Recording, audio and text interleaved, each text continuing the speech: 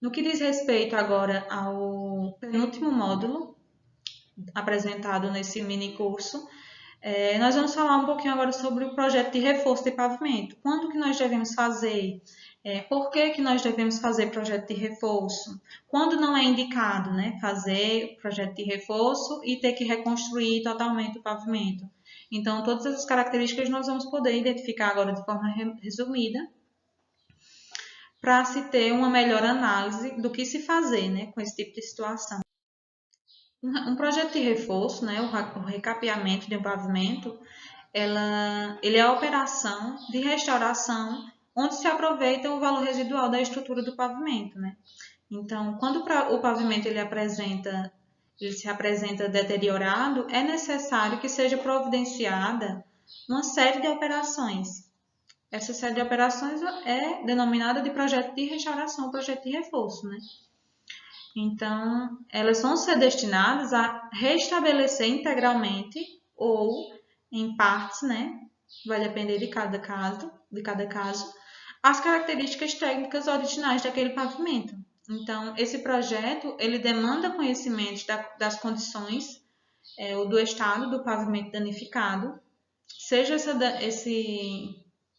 esse dano causado pela ação do tráfego ou dos fatores climáticos ou ambientais. Isso aí vai depender de cada caso e é preciso ser feita uma análise para que se possa fazer um projeto de reforço eficiente, né? No processo de gestão do pavimento, é preciso fazer avaliações periódicas para verificar como é que está o desempenho daquele pavimento, o nível de dano causado até então, né? E a partir dessas características, dos vários aspectos do comportamento do pavimento avaliado, são tomadas decisões de intervenção, né? Então, sabendo disso, a melhor forma de se avaliar a condição de trafegabilidade é em função da sua deterioração, devido à passagem do tráfego ao longo da vida útil do pavimento. Então, visando o conhecimento dessas condições em que o pavimento se apresenta, nós buscamos sobre critérios de avaliações, podendo essas avaliações serem funcionais ou estruturais, determinar o projeto de reforço ideal para aquele caso estudado, né? A avaliação funcional ela está relacionada ao conforto que o usuário sente ao trafegar pela via pavimentada, ou seja, é a percepção do pavimento pelo usuário, né, que analisa o desempenho da superfície do pavimento com base em defeitos e irregularidades. Então, o usuário ele busca avaliar o conforto ao rolamento, condições de superfície, o nível de depreciação daquele pavimento. Então, com a passagem do tráfego e incidência de intempéries climáticas, principalmente, né, as trincas e irregularidades elas vão se iniciar e vão aumentando com o decorrer do tempo, com a suscetibilidade a esses problemas e, consequentemente, diminuindo o conforto do usuário, né? Então, esse parâmetro de conforto, ele geralmente é utilizado um parâmetro de conforto, na verdade, que vai variar geralmente de 0 a 5. Em situações mais severas, ou seja, quando o pavimento ele está muito deteriorado, esse parâmetro de conforto, que é o VSA, ele vai ser menor que 1. Então, a necessidade é de reconstrução e não há como fazer projeto de reforço. Então, isso vai variar de caso para caso, né? Mas eles utilizam esse parâmetro de conforto que é atribuído à via. Então, o órgão rodoviário ele pode optar pela manutenção ou não, de acordo com esse parâmetro e de acordo com a viabilidade do projeto, né? No caso da execução da manutenção, o VSA ele se eleva em função do tipo e do nível de manutenção adotada. Então, para o valor máximo de 5, como eu falei para vocês, que ele varia geralmente de 0 a 5 para esse tipo de avaliação funcional e para esse tipo de parâmetro utilizado, não é atingível na prática, né, um valor máximo de 5, porém, valores próximos a estes são possíveis desde que os materiais e as técnicas adequadas sejam aplicadas para a execução do pavimento. Então, são analisados alguns critérios, né, de dano para avaliação funcional de pavimentos Entre eles temos o Índice de Gravidade Global, que é o IgG, que ele é utilizado para rodovias de revestimento asfáltico, e o Índice de Condição do Pavimento, o ICP, que ele é utilizado para rodovias de concreto, tanto rodoviárias quanto de aeroporto. Então, o ICP ele é um indicador numérico que vai fornecer uma medida das condições superficiais de pavimento. E ele vai se embasar justamente nos defeitos observados em sua superfície. Além disso, ele também fornece, de forma indireta, uma indicação da integridade estrutural e das condições operacionais do pavimento. A avaliação ela é feita com base nos defeitos observados na superfície, como eu falei para vocês, e o grau de severidade dos defeitos e das condições do pavimento, ele se traduz a um indicador numérico, nesse caso, que vai variar de 0 a 100.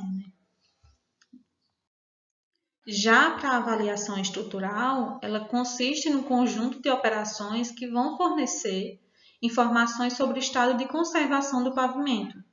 Então, são avaliadas as características de deformabilidade e resistência à ruptura por meio de provas de carga, coletas de amostras, ensaios de laboratório. Então, essa avaliação ela possibilita ao engenheiro a definição das causas de defeitos nos pavimentos, com o objetivo de sua total restauração e sendo complementar a uma avaliação funcional. Basicamente, a avaliação estrutural ela observa alguns danos causados tanto por deformação elástica ou recuperável, quanto para deformação plástica ou permanente. No caso da deformação elástica, nós temos capacidade de carga, deflexão e trincamento. Todas essas características são observadas para definição desse dano, para o estudo desse dano. E para a deformação plástica, ou deformação permanente, é observado o afundamento de trilha de roda. Além disso, a avaliação estrutural ela pode ser dividida em uma avaliação destrutiva e uma avaliação não destrutiva. No método destrutivo, há remoção de material por sondagens no pavimento e não preserva a área onde foi realizada a avaliação. Este método ele permite o reconhecimento das camadas da estrutura, além de suas características geométricas e, enfim, entre outros. Além disso, esse tipo de avaliação pode ser realizada por meio de técnicas manuais ou mecânicas, isso vai depender do tipo de informação desejada. Os mais comuns são a abertura de trincheiras transversais à pista, a extração de amostras com sondagens rotativas, entre outros. Já o método não destrutivo, ele vai consistir na realização de provas de carga, para medir os parâmetros que estão relacionados, os parâmetros de resposta que estão relacionados à estrutura das cargas de pavimento, através de medidas de deflexão. Então, essa técnica ela apresenta uma facilidade e uma maior agilidade na execução dos ensaios e vai também proporcionar meios eficientes e, consequentemente, mais seguros de coleta de grande quantidade de dados. Então, os ensaios não destrutivos, eles provocam interrupções menores quando comparados com os ensaios destrutivos. Então, eles provocam interrupções menores no tráfego, além de não causarem danos na estrutura existente do pavimento. Então, sendo assim, se torna possível a avaliação da condição estrutural do pavimento em qualquer estágio da vida de serviço da rodovia, diferentemente da avaliação. Esse aqui é um exemplo de ensaio realizado para determinação dos parâmetros necessários à avaliação estrutural do pavimento de forma destrutiva, Como nós podemos ver aqui, o corpo de prova, ele é extraído do pavimento. Então, querendo ou não, fica aqui... O pavimento não fica da mesma forma, Ele é danificado de certa forma. E são determinadas as características de acordo com esses ensaios realizados de maneira destrutiva. Por isso que essa avaliação recebe esse nome, A realização desses ensaios de maneira não destrutiva, para a medição da deflexão na superfície do pavimento pode ser utilizada para determinar algumas características em relação ao pavimento estudado, né? Essas características são o módulo de resiliência da camada, pode ser determinada também a rigidez do sistema que compõe o pavimento, qual a capacidade de rolamento ou de carga do pavimento, a eficiência das juntas do pavimento de concreto e de cimento Portland na transferência de cargas, no processo de transferência de cargas, né, de uma camada para outra, além da espessura efetiva das camadas por meio da capacidade de suporte do solo. Então, esses são alguns parâmetros, algumas características que podem ser determinadas a partir de uma avaliação não destrutiva, como eu falei para vocês inicialmente.